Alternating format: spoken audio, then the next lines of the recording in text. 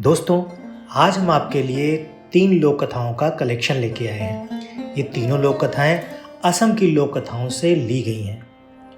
तो आइए सुनते हैं एक एक करके ये तीनों लोक कथाएं। पहली लोक कथा का शीर्षक है पोल खुल गई। एक बार किसी मौलवी को उसके मुरीद ने खाने पर बुलाया। मेजबान के घर पहुंचकर उसकी दहलीज को पार करने के दौरान मौलवी अचानक से चिल्लाने लगा, ऐ हट हट हट। इस पर घबराए मेजबान ने सहमते हुए मौलवी से पूछा, जनाब क्या हुआ? आप इस तरह क्यों चिल्ला रहे हैं? मौलवी गंभीरता से बोला, अरे कुछ नहीं, मैं मक्का के पाक काबा में घुसते कुत्ते को देख रहा था, बस उस कुत्ते को ही भगा रहा था। यह सुनकर मेजबान दंग रह गया। वो सोचने लगा कि मौलवी साहब कितने रूहानी ताकत वाले हैं। वो हजारों मील दूर मक्का तक साफ देख सकते हैं। लेकिन मेजबान की बीबी को ये बात हजम नहीं हुई। खाना परोसते समय उसने मौलवी की थाली में सालन को चावल के नीचे छिपा दिया। अगल बगल बैठे दूसरे लोगों की थाली में चावल और सालन तथा अपनी थाली में सिर्फ चावल देखकर मौलवी इधर उधर देखने लगा। बीबी बोली, जनाब आपको कुछ चाहिए क्या? मौलवी बोला, शायद आप मुझे सालन परोसना ही भूल गईं। वो बोली, अरे आप तो कोसों दूर मक्का तक देख लेते हैं, ध्यान से देखिए, सालन आपकी थाली में चावलों के नीचे ही है। इस चतुराई से मेजबान की बीवी ने मौलवी की पोल खोल दी।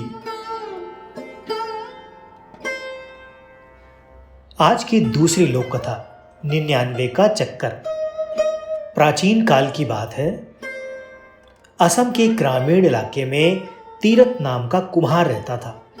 वो जितना कमाता था उससे उसका घर आसानी से चल जाता था। उसे अधिक धन की चाह नहीं थी। वो सोचता था कि उसे अधिक धन कमाकर करना ही क्या है। दोनों वक्त वो पेट भर खाता था, उसी से वो संतुष्ट था। वो दिन भर ढेरों में बर्तन बनाता, जिन पर उसकी लागत 7 से 8 रुपए आती थी। अगले दिन वो उन बर्तनों को बाजार में बेच आता, जिस पर उसे 1.5 या 2 रुपए बचते थे। इतनी कमाई से ही उसकी रोटी का गुजारा हो जाता था। इस कारण वो मस्त रहता था। रोज शाम को तीरथ अपनी बांसुरी लेकर बैठ जाता और घंटों उसे बजाता रहता। इसी तरह दिन बीतते जा रहे थे। धीरे धीरे एक दिन आया कि उसका विवाह भी हो गया। उसकी पत्नी का नाम कल्याणी था। कल्याणी एक अत्यंत सुघड़ और सुशील लड़की थी। वो पति के साथ पति के काम में खूब हाथ बटाने लगी। वो घर का काम भी खूब मन लगाकर करती थी। अब तीरथ की कमाई पहले से बढ़ गई। इस कारण 2 लोगों का खर्च आसानी से चल जाता था। तीरथ और कल्याणी के पड़ोसी ये देखकर जलते थे। वे दोनों इतने खुश कैसे रहते हैं? दोनों दिन भर मिलकर काम करते थे। तीरथ पहले की तरह शाम को बांसुरी बजाता रहता था। कल्याणी घर के भीतर बैठी कुछ गाती गुनगुनाती रहती थी। एक दिन कल्याणी तीरथ से बोली कि तुम जितना भी कमाते हो वो रोज खर्च हो जाता है। हमें अपनी कमाई से कुछ ना कुछ अवश्य बचाना चाहिए। इस पर तीरथ बोला, हमें ज्यादा कमाकर क्या करना है? ईश्वर ने हमें इतना कुछ दिया है, मैं तो इसी में संतुष्ट हूं। चाहे छोटा ही सही, हमारा अपना घर है। दोनों वक्त हम पेट भर खाते हैं और हमें क्या चाहिए? इस पर कल्याणी बोली, मैं जानती हूं कि ईश्वर का दिया हमारे पास सब कुछ है और मैं इसमें खूब खुश भी हूं, परंतु आड़े वक्त के लिए भी हमें कुछ ना कुछ बचाकर रखना चाहिए। तीरथ को कल्याणी की बात ठीक लगी और दोनों पहले से अधिक मेहनत करने लगे। कल्याणी सुबह 4 बजे उठकर काम में लग जाती। तीरथ भी रात देर तक काम करता रहता, लेकिन फिर भी दोनों अधिक बचत न कर पाते। इसलिए दोनों ने फैसला किया कि इस तरह अपना सुख चैन खोना उचित नहीं, और वे पहले की तरह मस्त रहने लगे। एक दिन तीरथ बर्तन बेचकर बाजार से लौट रहा था। शाम ढल चुकी थी। वो थके पैरों से खेतों से गुजर रहा था कि अचानक उसकी निगाह एक लाल मखमली थैली पर पड़ गई। उसने उसे उठाकर देखा तो उसके आश्चर्य का ठिकाना ना रहा। थैले में चांदी के सिक्के भरे थे। तीरथ ने सोचा कि यह थैली जरूर किसी की गिर गई है। जिसकी थैली हो उसे दे देनी चाहिए। उसने चारों तरफ निगाह दौड़ाई। दूर दूर तक कोई दिखाई नहीं दिया। उसने ईश्वर का दिया इनाम समझकर उस थैली को उठा लिया और घर ले गया। घर आकर तीरथ ने सारा किस्सा कल्याणी को कह सुनाया। कल्याणी ने भी ईश्वर को धन्यवाद दिया। तीरथ बोला, तुम कहती थी कि हमें आड़े समय के लिए कुछ बचाकर रखना चाहिए, सो ईश्वर ने ऐसे आड़े समय के लिए ही हमें यह उपहार दे दिया। ऐसा ही लगता है। कल्याणी बोली, हमें गिनकर देखना चाहिए कि ये चांदी के कितने रुपए हैं। अब दोनों बैठकर रुपए गिनने लगे। पूरे 99 रुपए थे। दोनों खुश होकर विचार विमर्श करने लगे।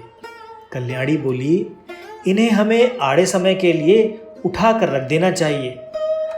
फिर कल को हमारा परिवार भी बढ़ेगा तो खर्चे और बढ़ेंगे। तीरथ बोला, पर 99 की गिनती गलत है। हमें 100 पूरा करना होगा, फिर हम इन्हें बचा कर रखेंगे। कल्याणी ने भी हाँ में हाँ मिला दी।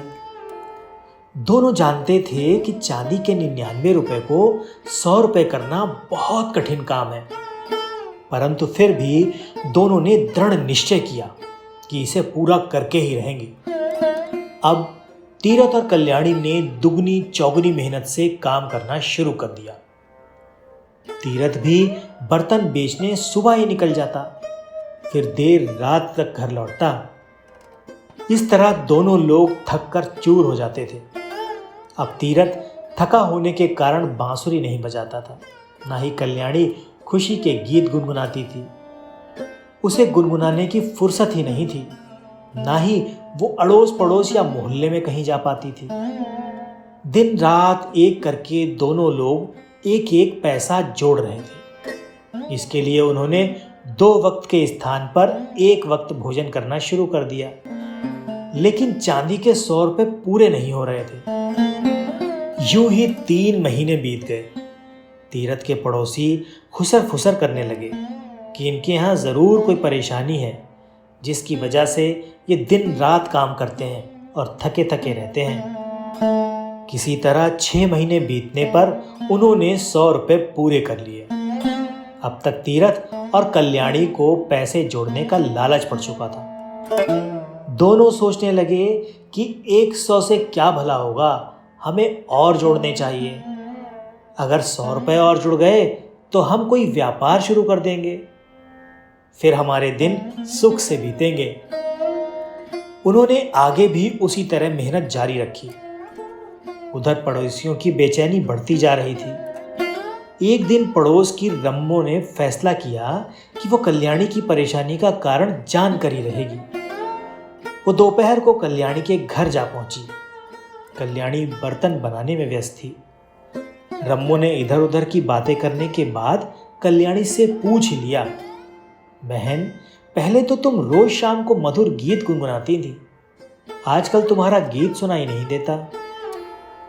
कल्याणी ने यूं ही कहकर बात टालने की कोशिश की और अपने काम में लगी रही, परंतु रम्मो कब मानने वाली थी।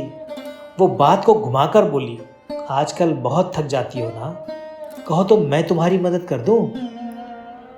कल्याणी थकी तो थी ही, प्यार भरे शब्द सुनकर पिघल गई और बोली, हाँ बहन, मैं सचमुच बहुत थक जाती हूँ, पर क्या करूँ, हम बड़ी मुश्किल से 100 पूरे कर पाए हैं।